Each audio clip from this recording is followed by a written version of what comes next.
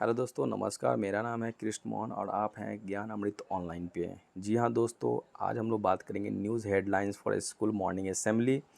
बच्चों लोगों के लिए न्यूज़ है जो स्कूल जाते हैं।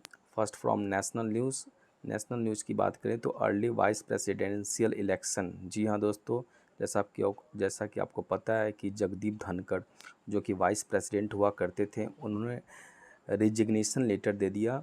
ठीक है, त्यागपत्र दे दिया किसको? प्रेसिडेंट को, यानी अब वो वाइस प्रेसिडेंट नहीं रहे। तो जो पोस्ट वैकेंट रहा है तो उसको लेकर करके 9 सितंबर को इलेक्शन होगा। और इलेक्शन में जो भाग लेने वाले जो भी कैंडिडेट्स हैं उसको फर्स्ट ऑफ ऑल पहले नॉमिनेशन करना पड़ेगा, अपना नॉमिनेशन होगा। तो नॉमिनेशन का जो लास्ट डेट है वो 21 अगस्त है, 21 अगस्त को नॉमिनेशन होगा। सेकेंड है हमारा इंडिया रशिया पार्टनरशिप। आप देख सकते हो कि जिस प्रकार से डोनाल्ड ट्रंप जब से यूएस के प्रेसिडेंट बने हैं, उन्होंने रेसिप्रोकल टैरिफ वार लागू कर दिया है। एक प्रकार से पूरे विश्व में, वर्ल्ड में एक ट्रेड वार छिड़ चुका है। ठीक है, तो इस रेसिप्रोकल ट्रेड वार में क्या है कि जैसे को तैसे, मतलब कि जो जितना टैक्स लगाएगा उतना डोनाल्ड ट्रंप भी उतना ही उस देश पर टैक्स लगाएंगे, टैरिफ लगाएंगे। टैरिफ का मतलब इम्पोर्ट टैक्स। ठीक है, जो दूसरे देश से जो सामान को मंगवाते हैं तो उस पर जो किसी देश के द्वारा जो लगाया गया जो कर होता है, टैक्स होता है, उसी को हम लोग टैरिफ बोलते हैं।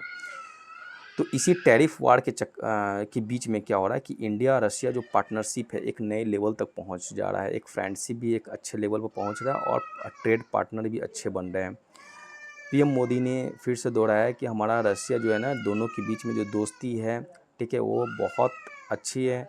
ठीक है, और चाहे यो यूएस ने कितना भी टैरिफ लगा दिया उससे कोई बहस नहीं है। ठीक है, हम लोग के बीच में जो दोनों देशों के बीच में जो एक्सपोर्ट इंपोर्ट हो रहा है वो कंटिन्यू रहेगा। अब भारत कच्चे तेल खरीदेगा, साथ ही साथ भारत डिफेंस इक्विपमेंट जो वीपॉन्स हथियार है वो सारे चीज़ भारत रसिया से खरीदेगा। अमेरिका को जो करना है करे। अब बात करते हैं इंटरनेशनल न्यूज़ की बात करें तो इजराइल गाजा कन्फ्लिक्ट्स। दोस्तों, ये जो इजराइल और गाजा जो कन्फ्लिक्ट्स की अगर बात करें तो सबसे पहले ये अक्टूबर 2023 से चल रहा है, लगभग 2 साल होने जा रहे हैं। ठीक है, और यहाँ पर आप देख सकते हो कि नेतन्याहू का अभी जो प्लान है कि हम गाजा को टेक ओवर कर लेंगे, यानी सीज कर लेंगे, अपने अधीन मिला लेंगे। और ये कहते हैं कि मतलब बहुत ही कम समय ये युद्ध चला। ठीक है, एक्चुअली नेतन्याहू यह सोच, जिस समय ये युद्ध स्टार्ट हुआ तो उनका ये मानसिकता था कि ये लंबा चलेगा, 10-20 साल 50 साल तक ये युद्ध चलेगा।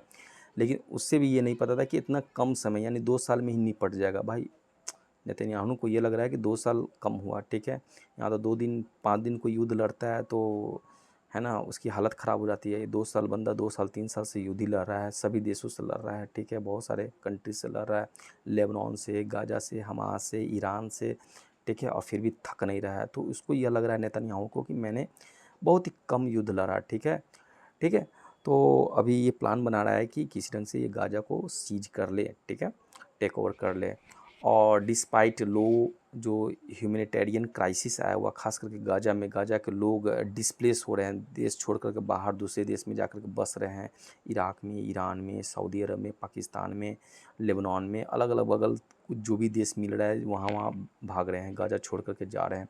इस प्रकार से पूरा गाजा खाली होते जा रहा है, क्योंकि गाजा में जो सप्लाई चेन है, जो ह्यूमैनिटेरियन एड है, जो भी सहायता मिलती है यूनाइटेड नेशन की तरफ से, वो सभी को ब्लॉक कर दिया गया है इजराइल की तरफ से। और कोई भी देश को हिम्मत नहीं होता है कि वहाँ पर कुछ भी सहायता राशि भेज सके, चाहे चावल हो, अनाज हो, दवाई हो, सुई हो, इंजेक्शन हो, कुछ भी नहीं जा पा रहा है, जिसके कारण से वहाँ पर एक प्रकार का ह्यूमैनिटेरियन क्राइसिस आ चुका है। ठीक है, और इस ह्यूमैनिटेरियन क्राइसिस का फ़ायदा उठा करके इजराइल चाहता है कि गाजा को हम क्या कर लें, सीज कर लें, टेक ओवर कर लें। ठीक है, चलिए बात करते हैं कि ये गाजा जो कन्फ्लिक्ट्स जो अगर देखा जाए तो कब से राइज हुआ है, तो ये अक्टूबर 2023 से स्टार्ट हुआ है, जब हमास एक मिलिटेंट ग्रुप है जो कि कई हज़ार रॉकेट्स, ठीक है, और इजराइल पर गिरा दिए, स्ट्राइक किए, जिससे हज़ारों लोग है ना, लगभग 2400 लोग मारे गए इजराइल के, और कई सौ लोगों को बंधक बना दिया गया।